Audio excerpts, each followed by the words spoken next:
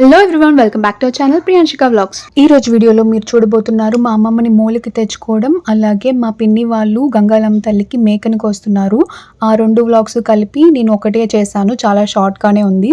First వచ్చేసి మా అమ్మమ్మని మూలకి తెచ్చుకోవడం అంటే మీ అందరికీ తెలుసు కదా, ఇప్పటి నుంచి వాళ్ళని దేవుడితో సమానంగా వాళ్ళకు కూడా పూజలు అవి చేస్తారు. అలాగే ఆ ఫ్యామిలీకి ఇంకా ఉన్న మైలంతా కూడా పోయిద్ది. దీని తర్వాత అందరూ ఇళ్లలో అడుగు పెట్టించుకుంటారు. ఇంకా వాళ్ళు ఎవరింటికైనా వెళ్ళొచ్చు అడుగు పెట్టేసుకున్న తర్వాత.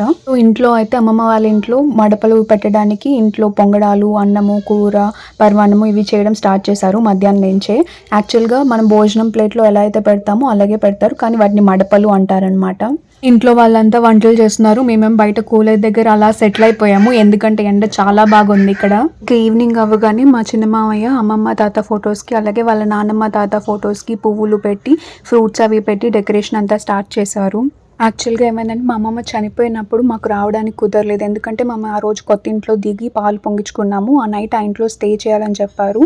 సో నైట్ అవ్వడానికి అవుతుంది. ఇప్పుడు ఎర్లీ మార్నింగ్ బుక్ చేసుకున్నా కూడా మార్నింగ్ ఆఫ్టర్నూన్కి వస్తాం కదా అని ట్రై చేసినా కూడా వాళ్ళు తొందరగానే తీసేశారు, 12 లోపే తీసేశారు. సో మేము వెళ్ళేసరికి అన్నీ అయిపోతాయి, ఇంక వెళ్ళినా వేస్ట్ అని చెప్పి అన్నారు. నేను చాలా బాధపడ్డాను లాస్ట్ సారి చూడడానికి అవ్వలేదని చెప్పేసి, ఎందుకంటే నాకు మా అమ్మమ్మతో చాలా క్లోజ్ బాండింగ్ ఉంది. తర్వాత దినానికి వెళ్ళడానికి కుదిరింది, కానీ నాకు ఎందుకో వెళ్ళాలనిపించలేదు. వెళ్ళాక ఇంకా అక్కడ ఆవిడ ఉండదు, అమ్మమ్మ లేదు, చూడలేము ఇంకా అన్న థాట్తో నాకే వెళ్ళాలనిపించి వెళ్ళలేదు. ఈ ఈవెంట్ కూడా ఉందామని మేమేం అనుకోలేదు. సడన్గా మా బాబుకి బాగోకపోవడంతో మేము వెళ్ళేది పోస్ట్పోన్ అయింది. సో అలాగా మేము ఈవెంట్కి ఉండడం జరిగింది. మా అమ్మ అయితే మీ అమ్మమ్మే ఉంచేసిందే, అమ్మమ్మ దానికి దేనికి లేవు కదా, దీనికైనా ఉండాలి అని చెప్పేసి అని అంటది. అది నిజమో ఏమో తెలియదు, కానీ ఉండడం వల్ల నేనైతే చాలా ఫ్రీ అయ్యాను. చాలా బాగా అనిపించింది, ప్రశాంతంగా ఉంది.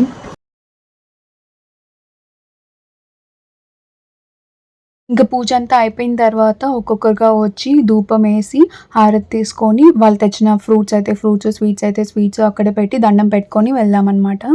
ఇంకా రూమ్ అంతా పొగతో నిండిపోయింది, ఎక్కువసేపు రూమ్లో ఉండలేదు. సో అందుకని ఇంక అందరం బయటకు వచ్చి కొంతసేపు అక్కడ మాట్లాడుకుంటూ కూర్చొని చూసుకుంటూ ఉన్నాము.